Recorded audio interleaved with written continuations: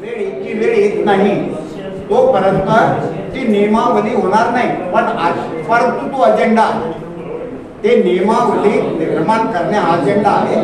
पण आज तो वेळ यायचा. एक सकाराम दानोरकर भारतातील सर्व बुद्ध विहारांचा आणि वेगवेगळ्या हजारो संघटनांमध्ये विखुरलेल्या बौद्धांचा समन्वय करून एक संघ बौद्ध समाज करण्याचं स्वप्न पाहत आहे. आणि त्या दिशेनं आमचे प्रयत्न 2014 पासून सुरू आहे. 27 वर्षाचा टाईम बाउंड प्रोग्राम आम्ही चाकआउट केला, रोडमॅप आम्ही आखला. 7 वर्ष आम्ही नागपूर शहरामध्ये आणि विदर्भामध्ये आम्ही काम केलं, एक जनाधार निर्माण केला. आणि त्यानंतर महाराष्ट्राच्या सर्वच जिल्ह्यात आम्ही हे अभियान पोचवलं. महाराष्ट्रात हे अभियान पोचल्यानंतर महाराष्ट्राला लागून असलेले जे राज्य आहेत, गुजरात, गोवा, छत्तीसगड, तेलंगणा, मध्य प्रदेश, आंध्र प्रदेश या राज्यामध्ये आम्ही प्रवेश केला. आणि त्याच्यानंतर शेजारच्या दिल्लीपर्यंत आम्ही एकूण 23 राज्यामध्ये आम्ही पोहोचलो.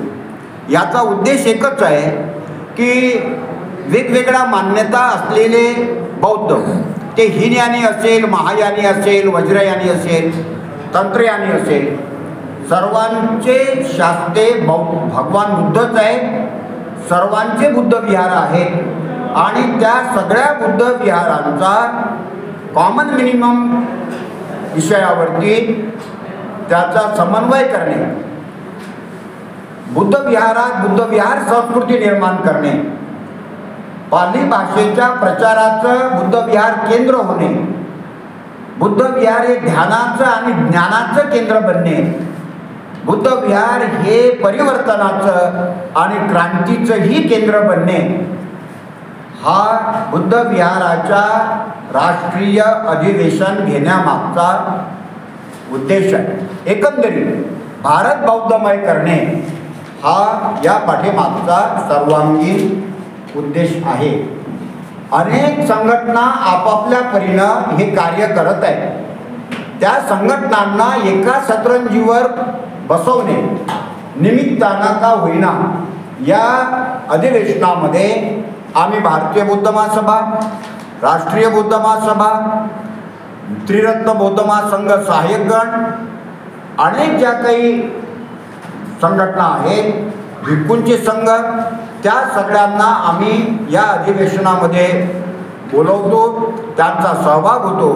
आणि धीरे धीरे हे अभियान लोकांमध्ये ही जी भूमिका आहे, समन्वयाची भूमिका, ही भूमिका रुजवण्याचा प्रयत्न लोक मान्य करीत आहेत. आणि त्या माध्यमातून बौद्धांमध्ये असणाऱ्या उणीवा, त्या उणीवा कमी करण्याचा आम्ही प्रयत्न करीत आहोत. जसं बुद्ध विहार संस्कृती निर्माण करणे, त्यानंतर विधीमध्ये एक वाक्यता आणणे, भिक्खू संघामध्ये जी काही अनाबुंदी आहे ते कमी करणे, तरुण पोरांचा बुद्ध विहारामध्ये त्यांचा ते आले पाहिजे असे प्रयत्न करणे, बौद्ध धर्माच्या प्रचारासाठी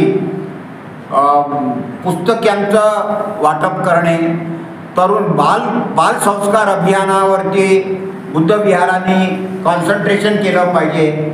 तर ह्या ज्या काही गोष्टी आज कमी प्रमाणात होतात त्या मोठ्या प्रमाणात व्हाव्यात यासाठी आम्ही जनमत तयार करत आहोत, मॉडेल तयार करत आहोत, बुद्ध विहारांचे मॉडेल तयार करत आहोत.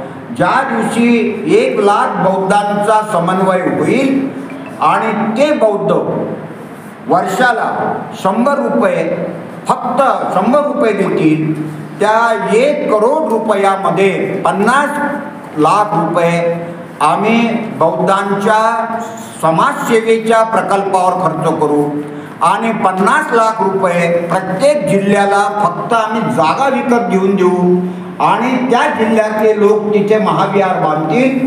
ते 700 ठिकाणी जे बौद्ध विहार होतील त्या बुद्ध विहारांचा समन्वय म्हणजे देशातील बुद्ध विहारांचा समन्वय तो होईल.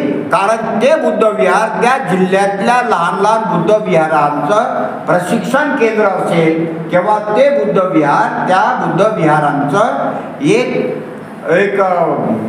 हेड ऑफिस असेल. तर अशा प्रकारची एक नेटवर्किंग आम्ही करतो आहोत आणि हाच या बुद्ध विहार अधिवेशनाचा मधून आम्ही संदेश देणार आहोत. किती तारखेला आहे अधिवेशन? हे बुद्ध विहार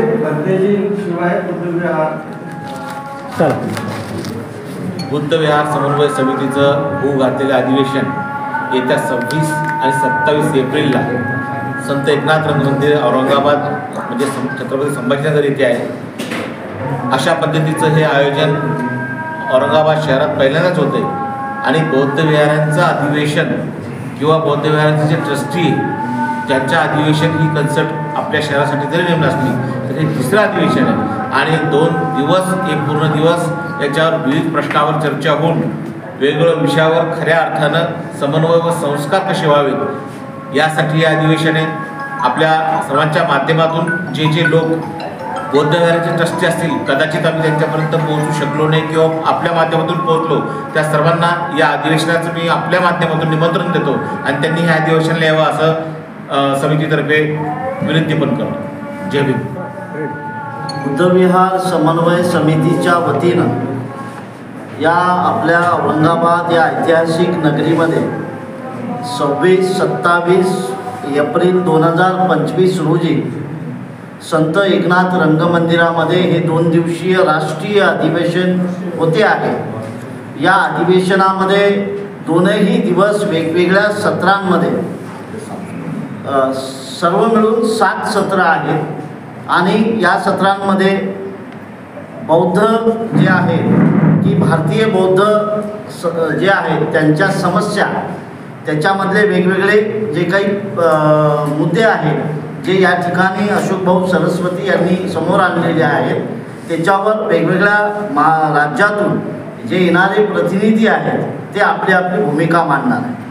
या अधिवेशनाच्या माध्यमातून एक महत्त्वाची गोष्ट या मराठवाड्यामध्ये आणि औरंगाबादमध्ये जी होणार आहे की पूर्ण मराठवाड्यातून या बुद्ध विहारांचं समन्वय या निमित्तानं सुरू होणार आहे. म्हणजे या ठिकाणी ही चर्चा झालेली आहे की महाराष्ट्रातल्या विहारांची संख्या किती आहे आणि म्हणून त्या पद्धतीनं हा जो प्रश्न आहे की मराठवाड्यातल्या संपूर्ण जिल्ह्यामधून ज्या विहारांची संख्या मोजली जाईल त्या विहारांचा समन्वय या राष्ट्रीय अधिवेशनाच्या माध्यमातून होणार आहे.